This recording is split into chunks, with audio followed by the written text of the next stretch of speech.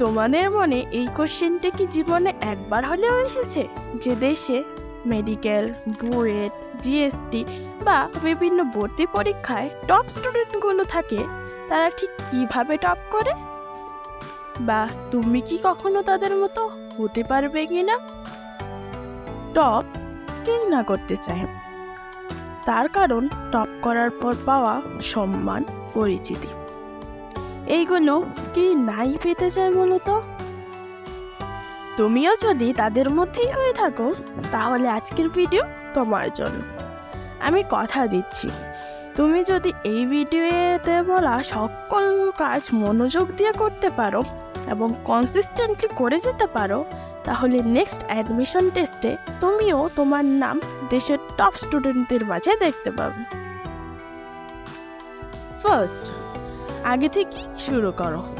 সকল টপারদেরকে এটাই করতে দেখা যায় যে তারা তাদের স্টার্টিং অনেক আগে থেকেই শুরু করে, এমনকি তাদের কলেজ স্টার্ট হওয়ারও অনেক আগ থেকে, যার কারণে তারা অন্যান্য স্টুডেন্টদের থেকে অলওয়েজ এগিয়ে থাকে, যা তাদের মোটিভেশন ধরে রাখতে এবং তাদের কনফিডেন্ট বুস্ট করতে সাহায্য করে।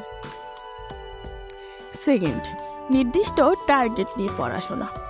আমি এমন অনেকজনকেই চিনি যারা পড়াশোনা তো করত, কিন্তু তাদের টার্গেট রেজাল্ট অর্জন করতে পারত না। তার কারণ নির্দিষ্ট টার্গেট নিয়ে পড়াশোনা না করা।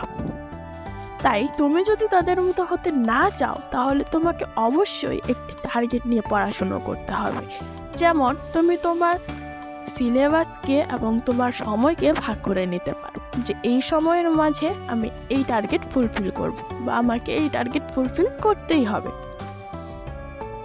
এতে সময়ের আগে তোমার টার্গেট কমপ্লিট হবে এবং তুমি তোমার কাঙ্ক্ষিত রেজাল্ট অর্জন করতে সক্ষম হবে।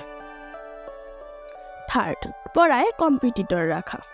কথাটা শুনতে খারাপ লাগলেও এটাই সত্যি।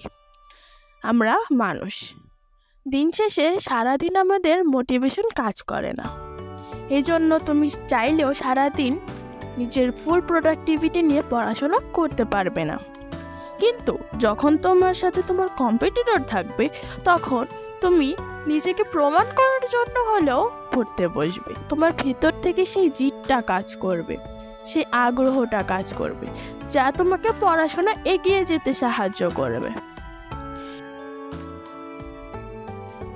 ফোর্থ, কোনো এক্সামকে লাইটলি না নেওয়া। এক্সাম ছোট বড় যেমনই হোক না কেন, তোমাকে তোমার বেস্টটাই দিতে হবে এবং কাঙ্ক্ষিত ফলাফল অর্জন করার না অবধি থামা যাবে না। ফিফথ, নিজের ভুল থেকে সংশোধন করা। মানুষ মাত্রই ভুল। এই জার্নিতে তোমার দ্বারাও এমন অসংখ্য ভুল হবে, কিন্তু যেখানে ভুল হবে সেখানেই থেমে থাকা যাবে না। ভুলগুলো সংশোধন করো, আর এভাবে সংশোধন করো যেন এরপর এই একই ভুল আর কখনোই না হয়। এটাই যেন তোমার লাস্ট ভুল হয়। এইভাবে আস্তে আস্তে করতে করতে দেখবে এক সময়ে তোমার ভুলের পরিমাণ খুব কমে গেছে এবং তুমি তোমার বেস্টটাই এক্সামে দিয়ে আসতে পারতেছো।